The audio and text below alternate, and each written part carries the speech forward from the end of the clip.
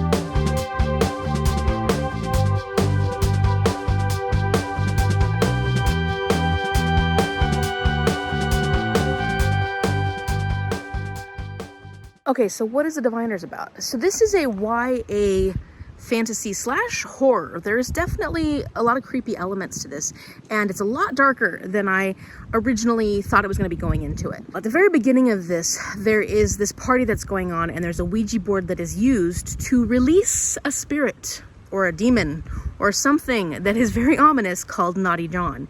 And Naughty John is here in the world to create havoc. People who seem to have a bit of sensitivity to the spiritual world or magic or stuff like that are starting to say like, oh, the time has come. It's going to happen. We need to da-da-da-da. I don't know, like they are indicating that they know something is coming. That's kind of like the darkness that is approaching us. So the story at this point is about, well, at least we've met two main characters. We've met a couple other people, but they contribute more to showing how the darkness is coming out. We've met Evie, and she is this young socialite. Well, she comes from a little small town, but she wants to be the socialite. She wants to be famous. She wants to be seen. She's got a very big personality. And because she has this ability to touch items and be able to see information about the person who owned it, she has gotten herself in a bit of trouble. It's like her parlor trick, but this parlor trick got her into a bit of trouble. And so she's being sent to New York to live with her uncle, away from the little small town that she has caused this trouble in. And he owns this museum of curiosities. He's like a professor of the occult and magic and all that stuff. And she comes to live with him. She's very, very excited because she does have a friend who lives in the same apartment that he lives in. And she can't wait to become this big famous person in New York, have the time of her life, and not have all the restrictions and rules that she had when she was back in Ohio. Then we've got Memphis, who is this incredibly charming guy who does, well, he like gives people's numbers for like gambling. It kind of feels like the lottery.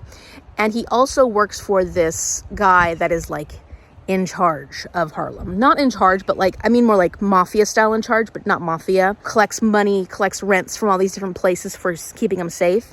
And he runs the bootlegging in Harlem.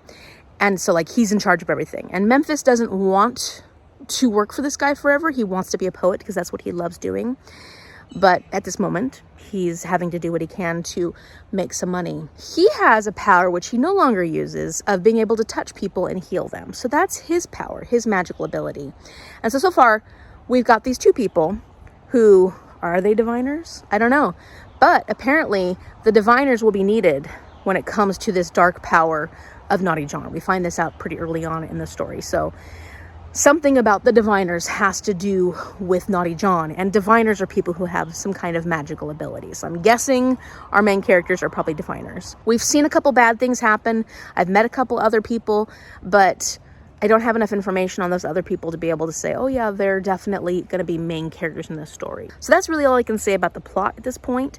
As far as the writing goes, it's very fun and ominous and creative and beautiful. I'm really enjoying the writing a lot.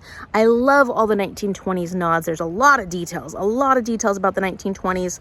It feels a little like, I don't want to say Disney, where it's like, this is the setting that we have and this is very obvious, but it is a little on the nose at times, and that's okay because it kind of really does bring in the 1920s vibe. I am really impressed with this YA story, how dark it actually is. There's a lot of really dark moments so far, and it is pretty creepy, and I love that. The writing style is very creative, very whimsical and detailed, but in a way that creates more of an ominous nature.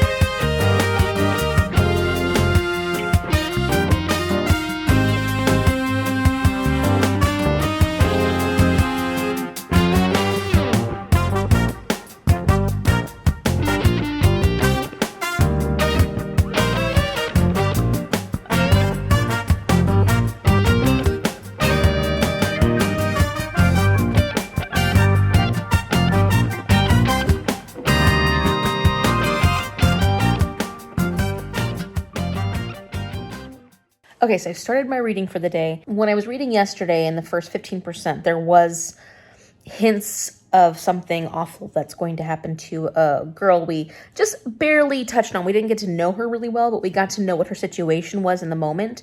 And then she was captured by this being, this creature that was summoned by the Ouija board.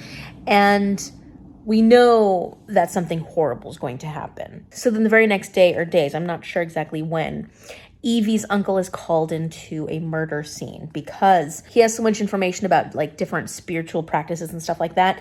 And this death appears to be something more cult-like or spiritual because there's a lot of symbols and different things that are abnormal to a murder scene. And they're asking him to try and help them solve this murder because he might have an idea as to why someone would try to go, well, for one, kill this girl, but then also go about it the way they did. So that's kind of where we're at the moment. And Evie's there and she ends up touching something of the girls at the murder scene. And she starts getting some flashes of things that are happening, but she doesn't want to let anybody know. She, for one, is frightened because this murder scene scared her a lot more than she thought it would. She was kind of thinking, oh, that'll be cool, go to a murder scene. And in actuality, it was horrifying. There's that. She doesn't want to really dive in deeper to the situation that was so scary for her. And then, of course, getting those flashes were horrifying. She doesn't want to have to do it again. And also, she doesn't really want to let on about her special abilities. So she's sort of stewing at the moment while her uncle and his assistant Jericho are trying to figure out what they know about this murder. I think I'm going to make some progress today because I'm totally getting into it. But we did do a little bit of cleaning, got to go do some grocery shopping a little bit later on. And then I just want to read because I'm like in it today. I'm totally in it.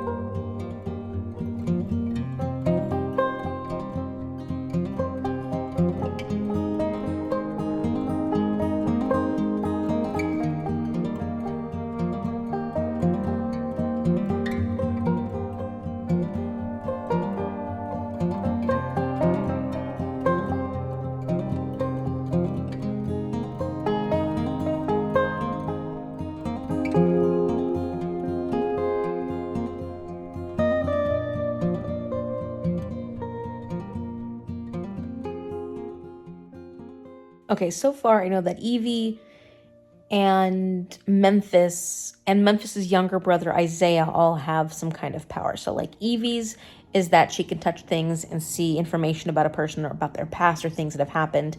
Memphis was able to heal in the past by touching people. No longer happens or he's unwilling to do it at the moment.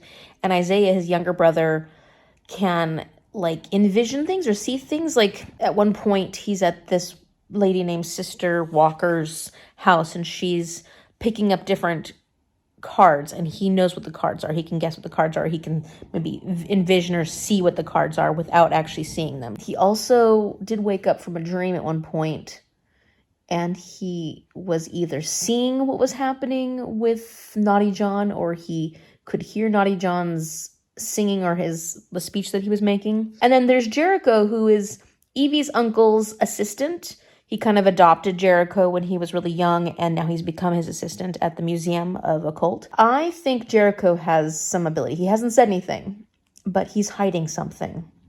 And I think because he's hiding something, we'll find out there's something special about him. So I'm wondering if he is also one of these diviners. Dare I say diviners? I don't know. That's all I can tell at this point, people that we've met who probably have some sort of ability. Oh, and I almost forgot. There is a hustler named Sam Lloyd who comes in the very beginning because when Evie gets to New York, he approaches her at the train station and he's like sweet talking her and he's basically scamming her. And he grabs her and pulls her in for a kiss. And when he does, he pickpockets her.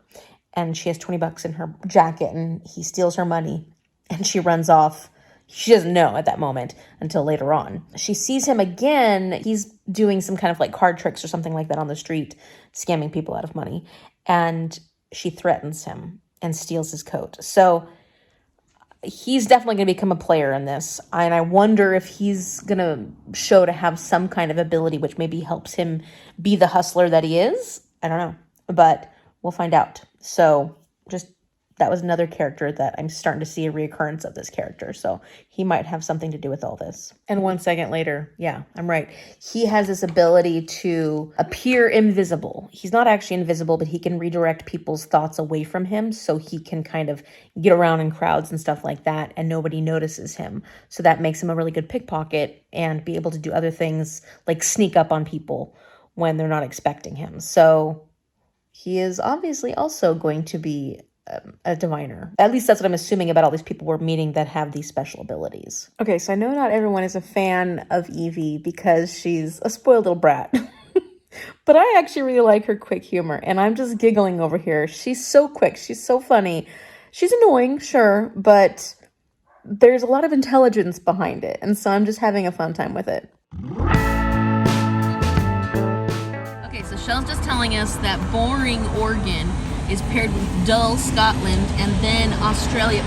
Tedious, bland Australia. In the Trinity of Tedium. Join boring in the Trinity of Tedium.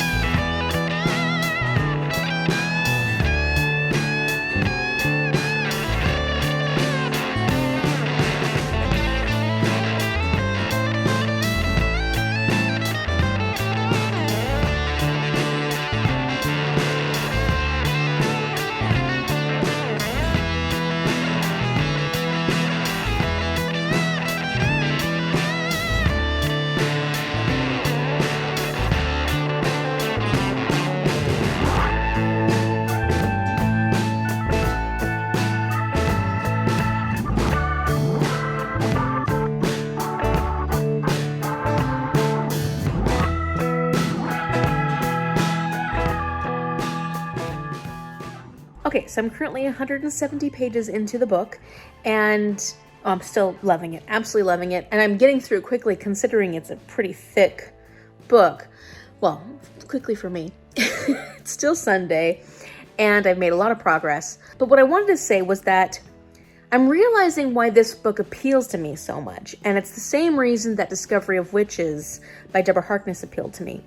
I love fantastical fantasy stories that have a really heavy basis in historical reality. Even though what's happening in these stories is fiction, a lot of it is based off real things that have happened within American or world history. And I just think that's fascinating. I love the more academic bend to these kind of books. Just, I like the research that's gone into them, obvious research that's gone into them. I like when I get to read a book that is still magical and still unique and obviously can't happen in a real world. But because in a lot of ways it's very similar to the world I currently live in, minus, the time period and stuff like that, because it's happened in a place, in a setting that is very close to what our world is now, then it feels so much more possible. And I think I just really enjoyed that type of book.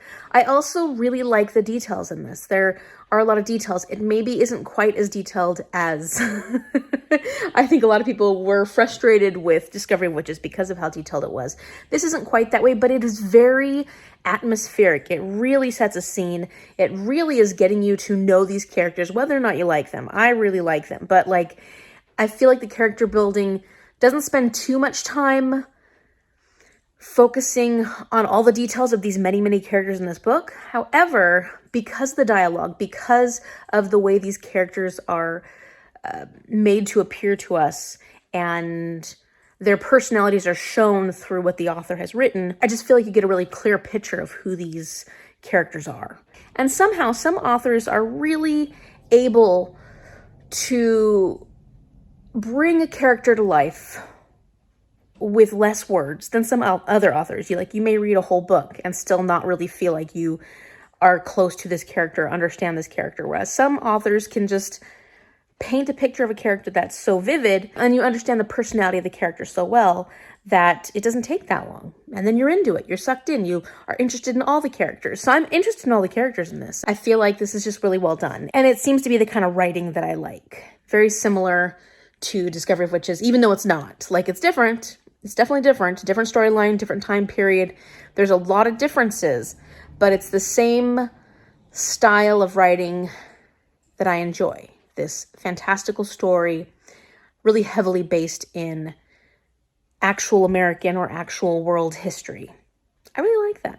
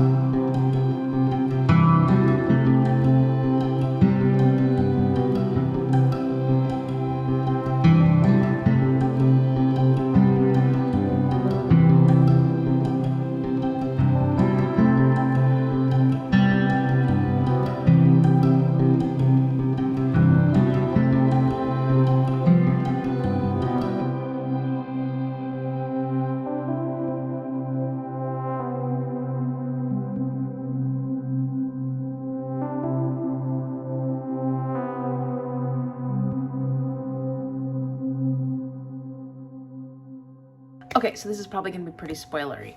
At this point, we are now starting to understand that this has some occult significance. There was this group, and this is in the past, that felt so fervently about their religion that they wanted to purify the land. And it definitely has some basis in like eugenics and Ku Klux Klan and stuff like that. Like they wanted to purify the land, purify America. It had to be a new American religion, so any European religions wouldn't be okay either. The way they wanted to purify the land was to summon the devil to basically cleanse the earth of all the bad people, and then their religion then would be the only true pure religion. So this group actually had like this grimoire and these steps to summon the beast, the devil, in order to wipe out humanity, I guess, or at least wipe out the humanity they didn't want to be there.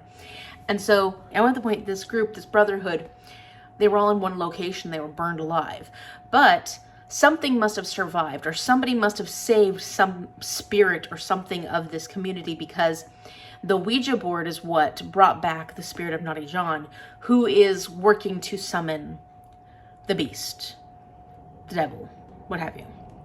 And there's 11 steps, and they're currently working on step number 7. So since Naughty John's been brought back to life, he started murdering with step number 5. He's done step number 6.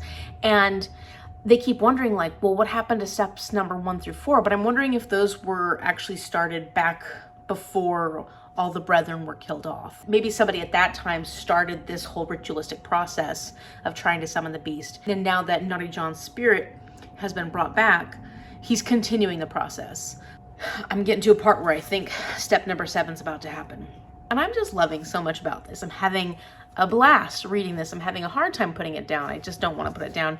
And we're finally getting to see where some of the ties between the different diviners are and how they're starting to become aware of each other or come together. They're not necessarily aware that they are diviners, but they are starting to be aware of each other's powers, I guess. And strange things are happening. There's just a lot more omens, a lot more things that are pointing to something is happening. And there's a lot of different like little possibilities for romance. We've got Sam and Evie, but then I have a feeling Jericho's interested in Evie as well, based on some of the hints that have been laid out.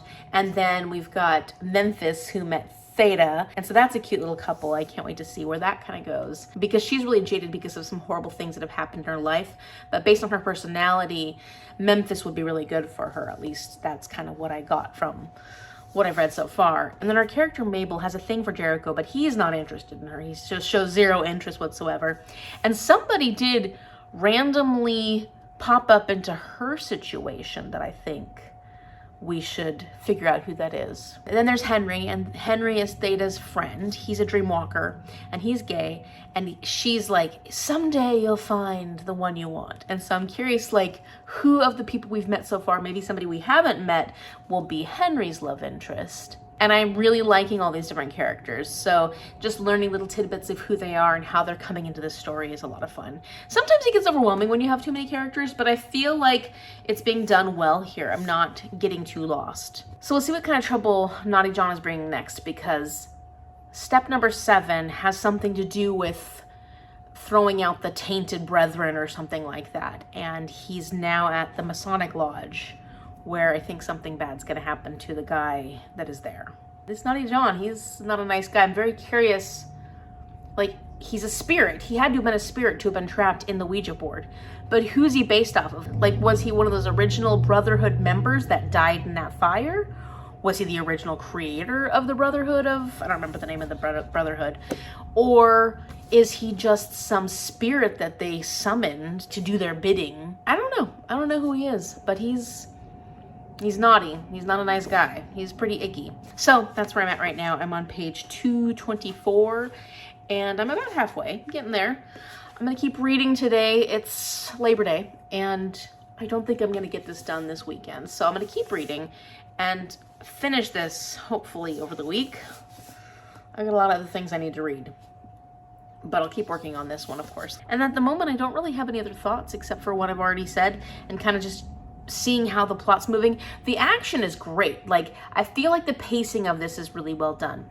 We get some intrigue, we get some mystery, we get things happening, like the murders that are happening, I don't want to say pretty regularly, but they're happening at a point when you're ready for a new build-up, for something new to happen, and then the story goes on. And I will be interested to know how all of these diviners, I'm calling them diviners, even though they don't know they're diviners, like, how will they figure this out? Like, how are they going to figure out they're the diviners? Because there are people who know, but nobody is telling them anything.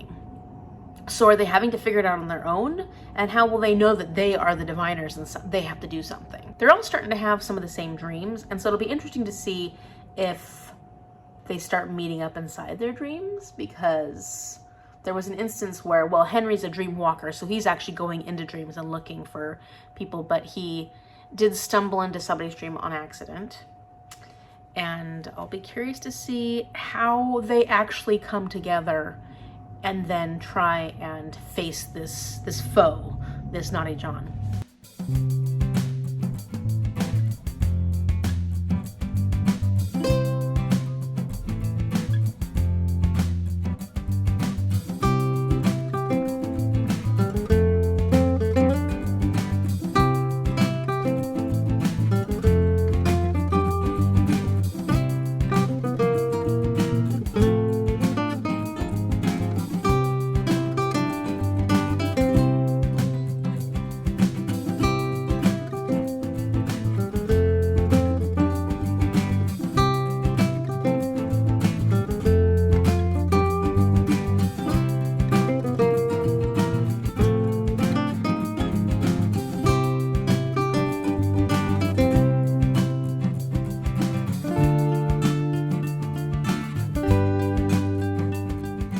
Okay, so one thing we learned at the Idaho State Penitentiary is that when they first created this state building, it was so expensive and it took so long for them to create, they ran out of their budget, that all the furniture in this building was actually made by the inmates from the Idaho State Penitentiary.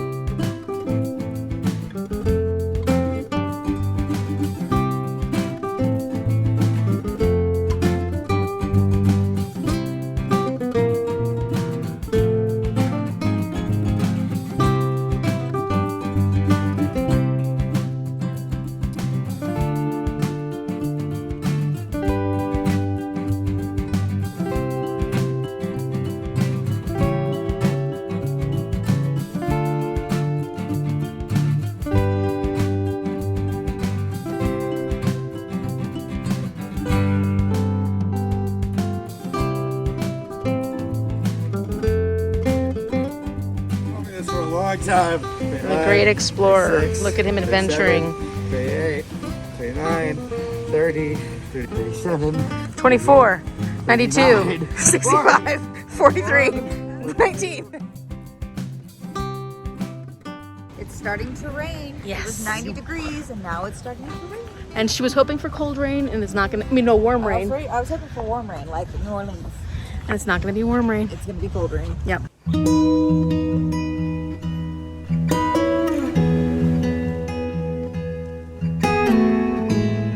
It's like glowing.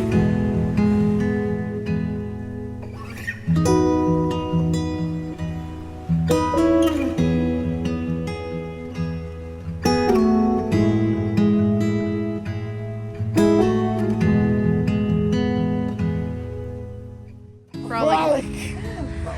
You must Frolic. frolic in the fields. Frolic. See, it's like a heart. Not impressed. Frolic. I'm not frolicking for your channel. Frolic, mother. Nathaniel will frolic for No, me. I won't.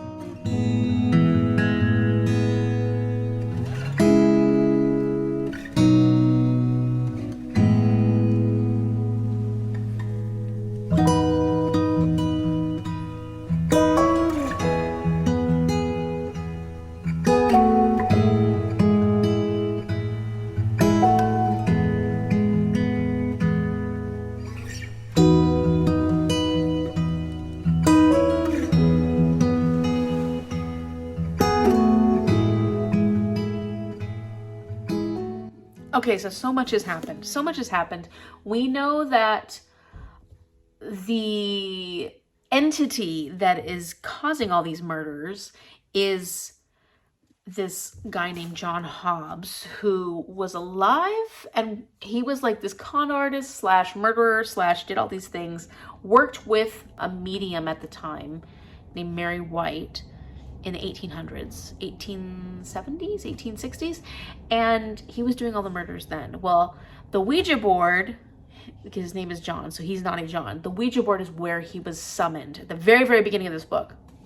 So he's back and he's causing all these problems, and they're just now coming to meet Mary White because it turns out she's still alive, his accomplice. Although I don't know if she knew about the deaths, because the way she's talking about him, she just thinks he's so amazing, and their vision of what they were hoping for was going to be such a beautiful thing. I'm just loving the pacing of this. I feel like we get enough action, and then interspersed in between that are flashbacks or stories like where people are remembering their own past. So because we have so many characters in here, all of their background and the history about them and the things where you need to know about them is sort of interspersed in it. Some of it is just like their own flashback. Some of it is like we see it in different ways, maybe even dreams and stuff like that. And I really like the way it's being interspersed because I feel like it's done in a way, for me at least, that I'm really getting an idea of what these characters are like based on their personality from the dialogue, from how they're interacting with other people. But then, of course, when it comes to their own magical powers, why they are diviners, what makes them diviners, it's interesting to be getting like these flashbacks or things that we find out more about their previous experiences, which then also supplements what we know about these characters. And I feel like it is done in a way where we continuously get action and things happening, but then we get these little, they're not lulls, because I don't feel like those moments are boring. I just feel like then we get like the pace slows down a little bit. We learn a little bit more, and the chapters aren't too long, so you don't feel like it's this huge info dump. I don't feel like there's any info dumping in this. Info dumping, whatever that means. Well, I've kind of figured it out. I feel like I've been reading some books recently where they were pretty info dumpy, and this one does not feel like that. So I have to say, there's not much that I'm not enjoying about this. Evie's a very controversial character. Most people don't like her. I adore Evie. I know she's annoying for various reasons. I know she has a personality that not everybody gets along with.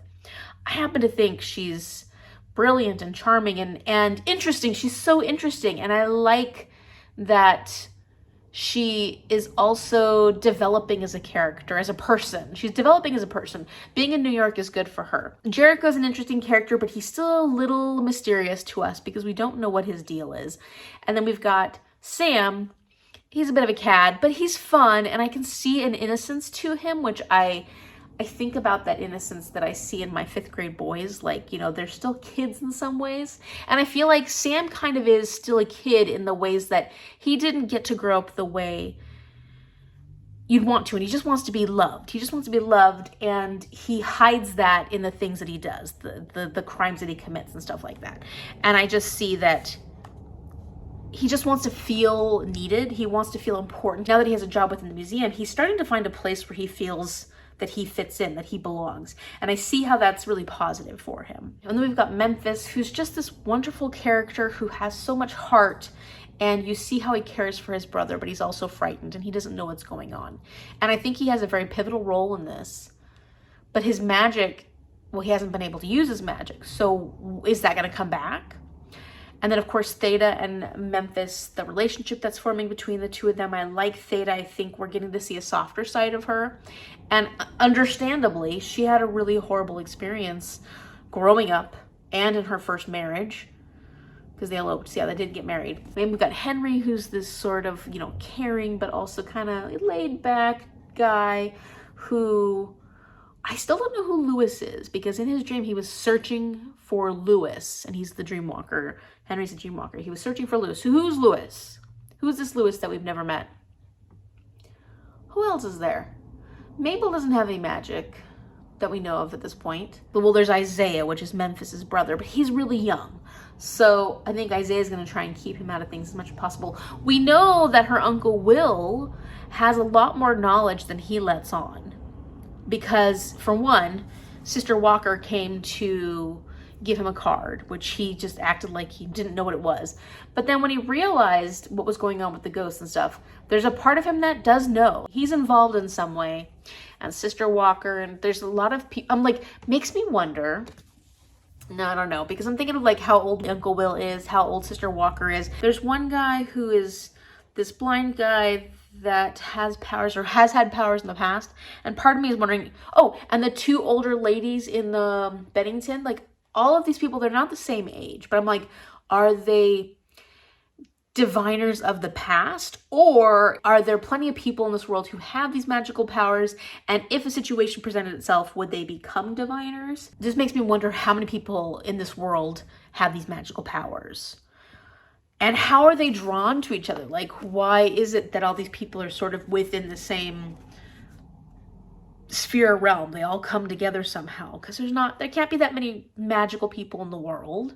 So why is it that they all come together somehow in this? Memphis and Theta falling for each other, but Theta has become friends with Evie, and Evie meets Sam on the first day and meets Jericho through her uncle. Like, all the people are connected in some way. I'm just having such a fun time. I'm like suspense ridden, and then I'm giggling because the dialogue is really funny. I enjoy the dialogue a lot. I like the witty banter between some of these characters. I am on the edge of my seat. There are parts that are creepy. There are parts that are really sad. Like, I'm feeling all kinds of emotions with this book. And I know that there are probably things that people don't like about it. For me, I'm not seeing a lot of flaws. So I'd like to tell you this and that and this and that. And I can't at the moment because I'm really enjoying everything about it. I really am. My pace of reading it is going really fast, which means that I'm totally into it. I love the writing style. I like the history. I think it's YA, but it's not YA in a way that makes me feel like it's super, super young. Libba Bray's not afraid to go there with the horror elements of it, even though it's a YA. Is it a YA? It's a YA. And is it a YA?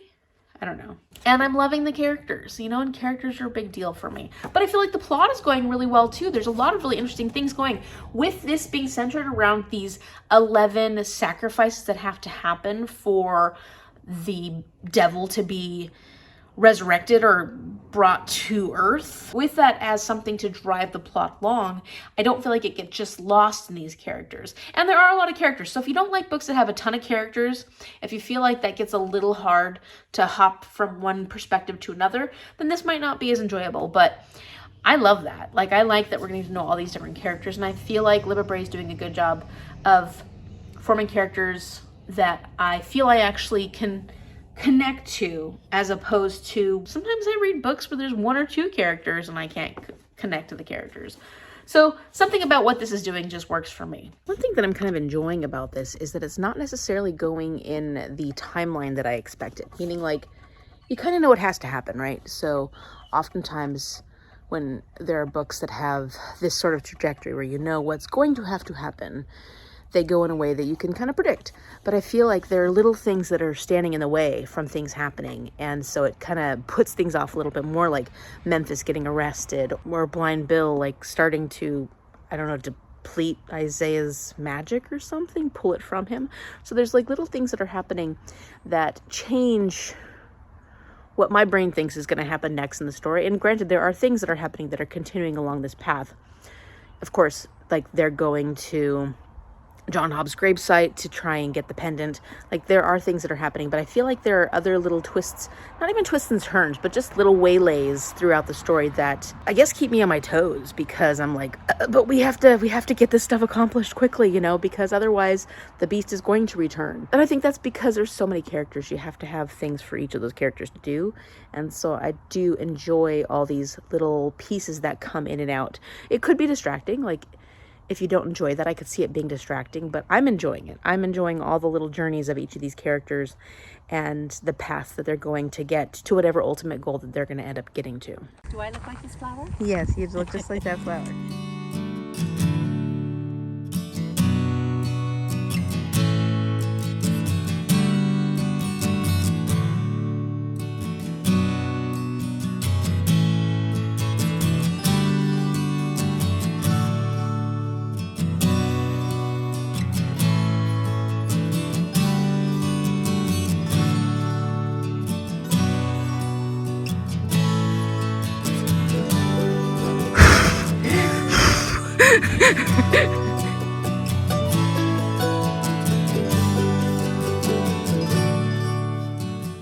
So Shell says that this is the closest to the bookstore we get in Idaho City.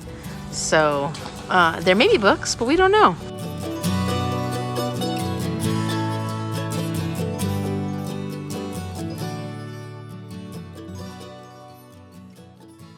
Okay, so I know that I haven't come back to give an update on the last portion of this because I was telling you about my thoughts when it came to certain things that were happening.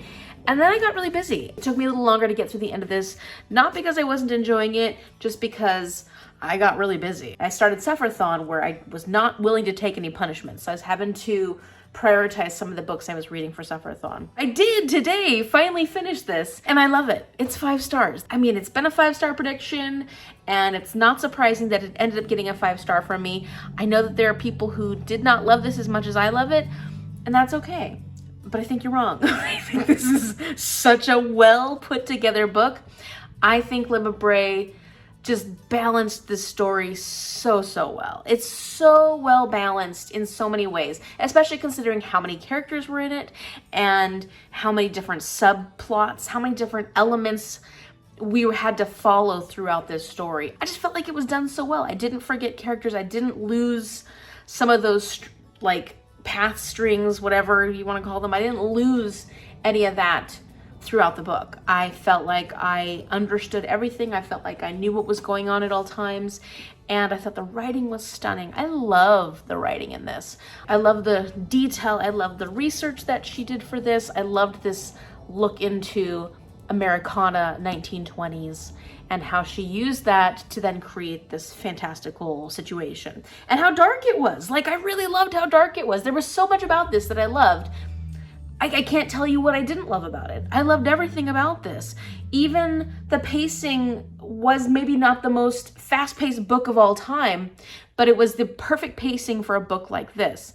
And it did remind me a lot in the execution of this story. It reminded me a lot of the Discovery of Witches book series because of the research that the author put into it, how much of the historical elements were added to it, real life historical elements, as well as, you know, of course, taking some creative license with it.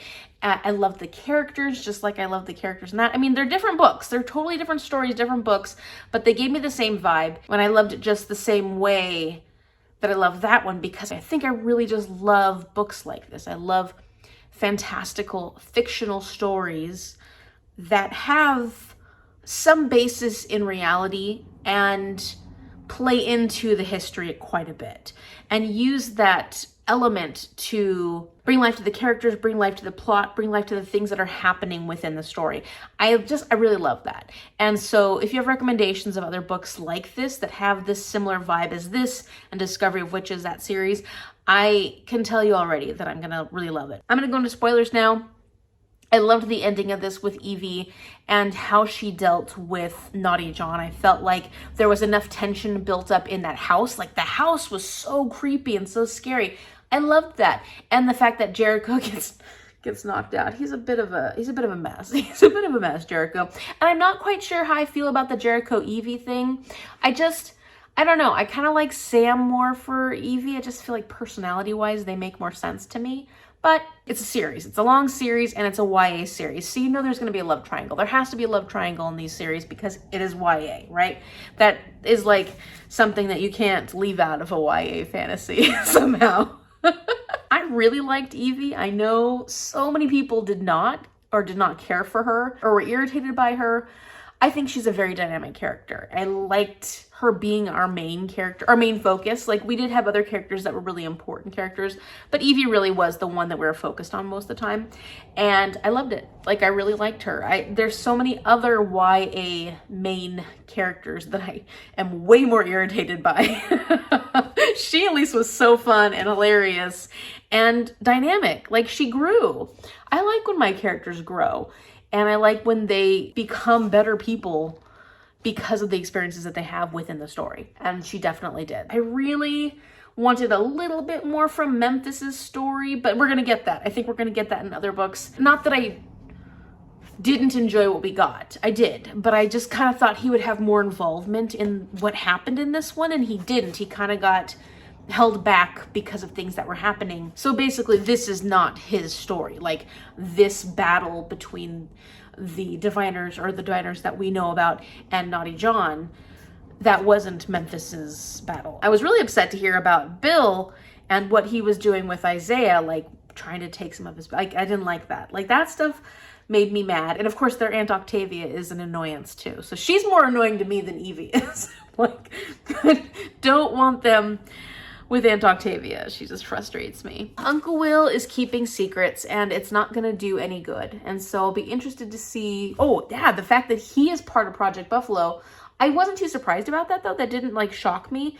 And it'll be interesting then when Sam finds something out, because Sam's looking for information on his mom and he's trying to search for it. Well, it's right under his nose, of course, right? That's always the way it works. Oh, I don't trust the guy that Mabel's interested in, Arthur Brown.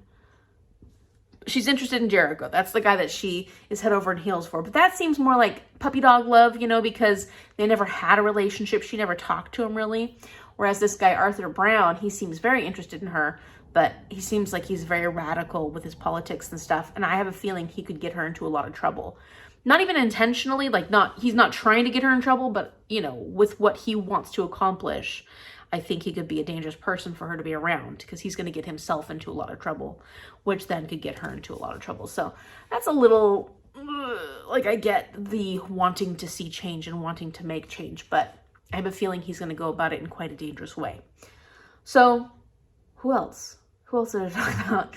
Everybody's so good. I really love everybody. So I think that's kind of it. But I'll be honest, there was one thing that was a little surprising to me, I guess, and that was that the stovepipe hat man that is in everybody's dreamer, people are starting to dream about this guy. I really thought that was Naughty John. Like, I could see similarities between those two characters when they were described. And so for some reason, I thought that that was just Naughty John, or the beast that Naughty John was supposed to, and maybe he still is. Maybe it is the devil, and he would have inhabited Naughty John if Naughty John had been successful, but since he wasn't, he's trying to find another way into this world. I don't know. Like, who's the stovepipe hat man then? Because I thought it was Naughty John. So that's something that I'm sure we'll find out as we go forward. I have no clue, but I'm looking forward to continuing this series. I hope that I continue to love it as much as I am loving it, because I'm loving this book. And I'm very excited to see what happens with the next two books, Project Hail Mary and Dragonwyck, because I honestly believe that as much as I like this book, I could see those books being favorites also. Like, those are definitely 5-star predictions at this point. I could see myself loving them as much, or maybe even more, than this book. So I'm not going to say, yes, for sure, I can already tell you that this is the book I will choose as my one true love. And I did absolutely love this. 5 stars. It was so amazing. But there were times when I was able to put it down, not because I wasn't enjoying it, but because I got busy. And so this wasn't a book where I had to stay up till 3, 4, 5 a.m. in the morning because I couldn't put it down. Now, does that mean it's less of a love for me than other books where I've had to do that? Not necessarily, because I've definitely had a hard time putting books down and still gave them 3.5 stars or 4 stars. But will those other 2 books, will Project Hail Mary and will Dragonwyck, end up being ones where not only is it like such an amazing book like I believe this one to be, but also I can't put it down and it's just like makes me crazy for it. I don't know. We're going to find out. And I don't know when we're going to find out, but we're going to find out. So stick around for the continuation of my Book Love is Blind vlogs, my romantic getaways with these different books.